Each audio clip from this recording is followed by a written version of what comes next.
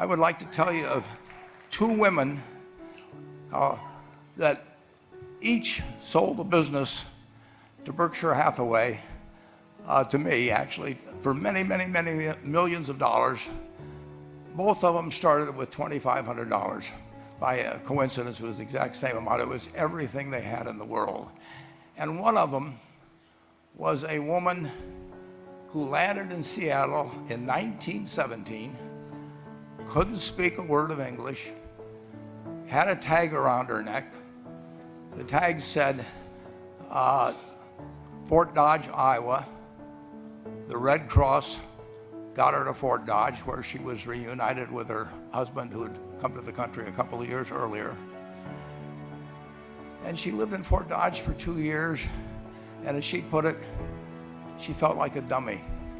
She couldn't pick up the language. She couldn't learn a word. And so she and her husband decided to move to Omaha. So they came to Omaha in 1919, and there she found a small colony of Russian Jews, so she started feeling more at home. And then as her oldest daughter went to school, she would come home, this daughter, Frances, and she would teach her mother the words she'd learned in school that day. And this woman, Rose Blumkin, spent 20 years saving money, bringing first her siblings over, her mother and father, $50 at a time. She sold used clothing to do it.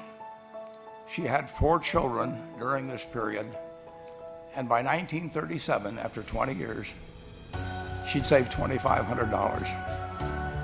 She went to Chicago and she bought what she could of furniture. Her dream had always been to open a furniture store. And this woman who had never gone to school one day in her life, with $2,500, but with the same spirit that the people in this room had about having a dream and working to accomplish that dream, she built a business which she sold to me in 1983 for $60 million approximately, and which did $1.5 billion worth of business last year. The 4th generation is working in that business. This woman, Rose Blumkin, she worked for me until she was 103. And then she retired and she died the next year, which is a lesson to all of Berkshire's managers that premature retirement, you can't tell what's going to happen. But Mrs. B, with her $2,500, one further fact about her, she could not read or write.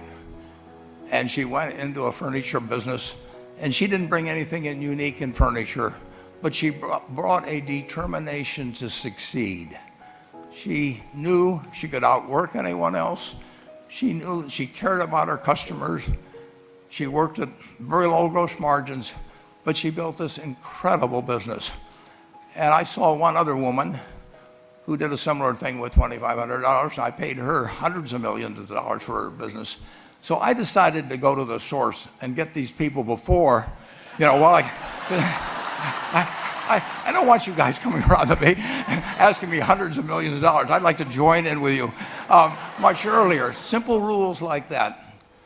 Delighting customers, working through other people, associating with people that will cause you to move in a better path than you might otherwise have. They will take you so far in life that it's hard to believe. I mean, they took Rose Blumkin without being able to speak a word of English, that couldn't read or write, and they took her to what is now a $1.5 billion business. And incidentally, there's been no money put in it since the $2,500. That's been the total capital paid into the Nebraska furniture market. And I think if you looked at Enterprise, I don't know their books the same way, but my guess is that very little equity capital has been added to Enterprise over the years. The business built on itself.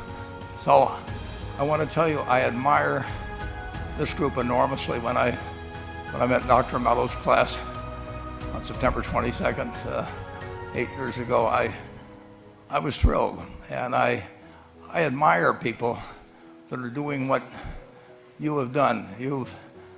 Working hard at your job at the same time, you took on an added, really a lot of hard work to further your skills.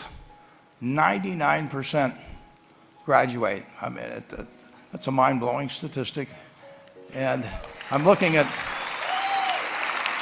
2,200 people here who I admire. I'm cheering for you, and I can tell you the best is yet to come. Thank you.